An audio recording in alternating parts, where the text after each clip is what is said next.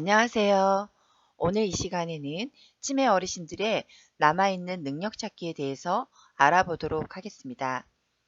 치매 진단을 받으면 가족이 힘든 것은 부정할 수가 없는데요. 사회 경제적인 형편이 같고 치매 어르신의 중증도가 비슷한 조건에서 어떤 가족은 힘들게 느끼고 어떤 가족은 덜 힘들게 느끼는지 이런 차이는 왜 나는 것일까요? 그건 아마도 진단을 받았을 때 하지 못하는 부분적인 증상만 보면서 어르신의 전체적인 상태에는 관심을 갖지 않아서일 겁니다. 조기 진단이 늘고 있는 현 시점에서 치매 어르신과 같이 지내야 하는 시간은 짧지 않습니다. 준비가 된 가족과 그렇지 않은 가족의 삶은 분명 다를 것입니다. 여기에서 준비란 치매 어르신이 못하는 증상을 보며 매일 놀라고 좌절하기보다는 치매 어르신이 할 수 있는 능력을 보고 그 능력을 발휘하도록 환경을 바꿔주는 걸 의미합니다. 결론은 못하는 것만 보는 시선이 아니라 할 수 있는 것도 볼 수 있는 시선을 의미합니다. 화면에서처럼 모든 것을 챙겨 드려야 한다는 소녀와 욕구가 웬 말이냐는 할아버지처럼 흔히들 이렇게 생각하겠지만 사실 치매 어르신들도 할 수 있는 것이 많고 하고 싶은 것도 많다고 합니다. 치매의 원인에 따라서 증상이 다르듯이 잔존 능력도 다릅니다. 이 시간에 공부하는 잔존 능력은 가장 흔한 알츠하이머에 의한 치매를 기준으로 설명하겠습니다. 초기 치매 어르신의 잔존 능력은 제가 읽을 텐데요. 기억 부분부터 다 같이 읽어보도록 하겠습니다. 기억은 반복을 통해서 새로운 정보의 일부를 학습할 수 있으며 과거의 기억은 좋습니다. 날짜에서는 달력을 수시로 보면 날짜와 요일을 알 수 있습니다. 사회활동은 교회, 성당, 절, 친목 모임 등에 참여할 수 있고 간단한 쇼핑이나 장보기, 금전 처리를 할 수 있습니다. 이동은 익숙한 장소는 혼자 잘 다니며 대중교통을 이용할 수 있습니다.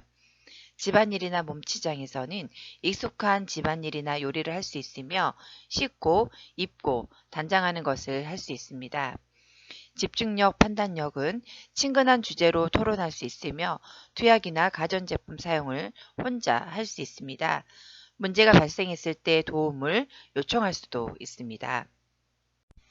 중기치매 어르신은 다른 질병, 우울증 등을 동반하지 않은 이상 중기치매 어르신이라고 해도 격려 또는 약간의 도움만으로도 혼자 식사를 하고 씻고 옷을 갈아입고 동네를 다니실 수 있습니다.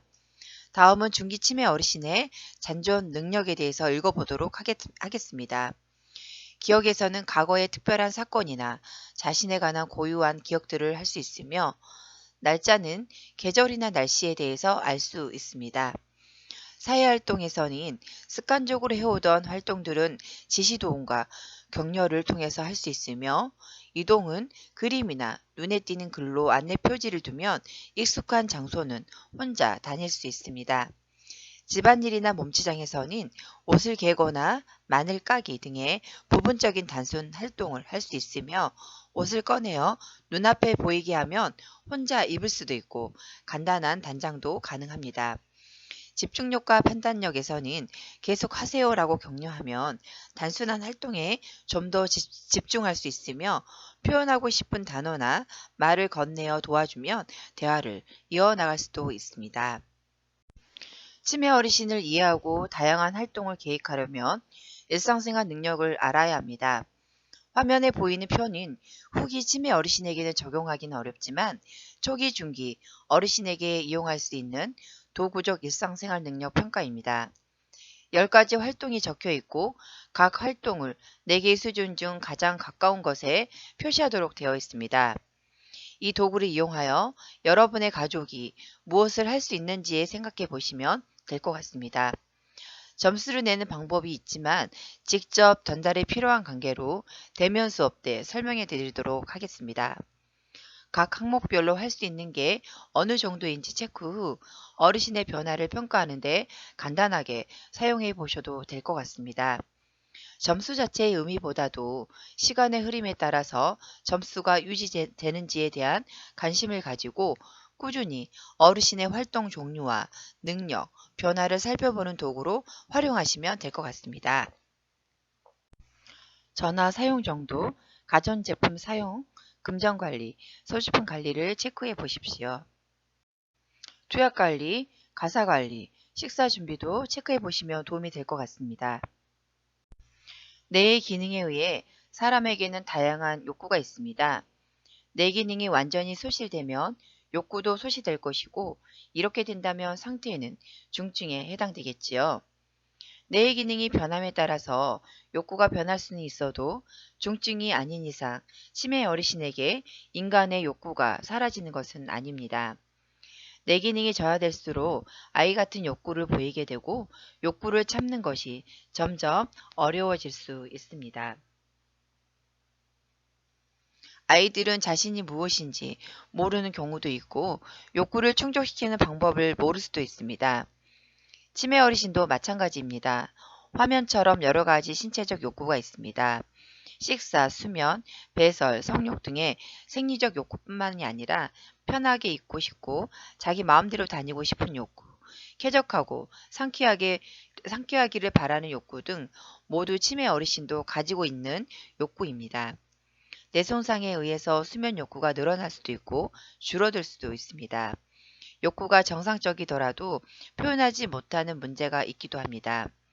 정신행동 증상은 치매 증상 자체만이 아니라 욕구 불충분의 2차적인 결과로 나타날 수도 있습니다.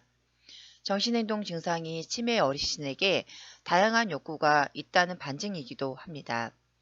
안전하고 편안하게 움직일 수 있도록 미리미리 환경을 살피고 좋아하는 장소를 가볍게 다녀오시는 것도 도움이 됩니다. 가족 여러분은 치매 어르신의 감정적 욕구에 대체적으로 잘 반응하시는 편이신가요? 누구나 존중받고 인정받고 친해지고 싶고 소속되고 싶은 욕구가 있습니다. 동일한 욕구가 있지만 충족되지 않으면 가족에 의해 좌절되는 경우가 매우 많습니다. 도와줬는데 그럼 그렇지라는 말을 듣거나 가족을 생각해서 뭔가를 하려고 할 때 그냥 가만히 있어라는 말을 들으면 인정 못 받고 소외당한 느낌을 받을 것입니다. 나름 신경 써서 입었는데 꼴이 그게 뭐냐는 등 무시당한 느낌을 받았을 땐 세상에 혼자인 느낌을 받을 것입니다.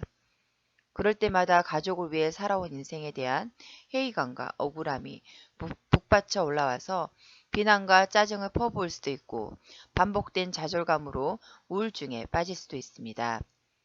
감정적인 욕구가 남아있는 치매 어르신들은 괜찮아, 좋아, 수고했어, 예쁘다는 말에 상당히 목말라 했습니다. 기회가 있을 때마다 자주 표현해 주세요. 환경이 낯설거나 어떤 이유에서든 본인이 상대방에게 피해를 끼치고 있다고 느낄 때 치매 어르신 스스로 혼자 있기를 자처하고 같이 뭔가를 하자는 요구에 극구 사양을 할 때가 많이 있습니다. 심지어 화를 내면서까지 거부하는 경우도 있습니다. 그럴 때 어울리고 싶지 않은 것으로 쉽게 단정짓지 말고 주변 환경이나 어르신의 기분, 신체적 불편감 등을 점검해 보는 것이 좋습니다. 치매 어르신이 활동을 거절한다고 해서 장시간 내버려 두지 마십시오. 가까이 있는 가족이 문제의 원인을 찾을 가능성이 가장 높지만 다른 가족들로부터 힌트를 얻거나 담당 의사와 상의하시면서 좀 더 빨리 알아낼 수도 있습니다. 가족부터 그 문제에 대해서 소통하는 자리를 유지하십시오. 함께 활동 계획을 세우고 규칙적인 생활 습관을 만들어 주세요. 활동을 격려하는 것을 말로 하는 것이 아니라 행동으로 하는 것이며 함께 활동 계획을 세우고 함께 점검하는 것입니다. 규칙적인 생활 습관을 만들기 위해서는 가족이 부지런해야 합니다. 가족 한 사람만으로는 많은 것을 할 수가 없습니다. 전화로 활동 계획을 세우기보다는 치매 어르신이 볼 수 있도록 하나하나씩 직접 알려주거나 같이 활동하는 게 좋습니다. 가벼운 스킨십, 칭찬과 격려를 아끼지 마세요. 치매 가족들에게 드린 시간이 같아도 가족의 태도에 따라서 전혀 다른 결과를 보입니다. 가벼운 스킨십, 칭찬과 격려를 어렵게 생각하지 마시고 먼저 눈으로 웃으면서 마음을 움직여 보십시오. 함께 걷고 산책하며 즐기세요. 대화의 자리를 마련해 주세요. 단어 선택을 도와주어 의사표현을 편리하게 해주세요.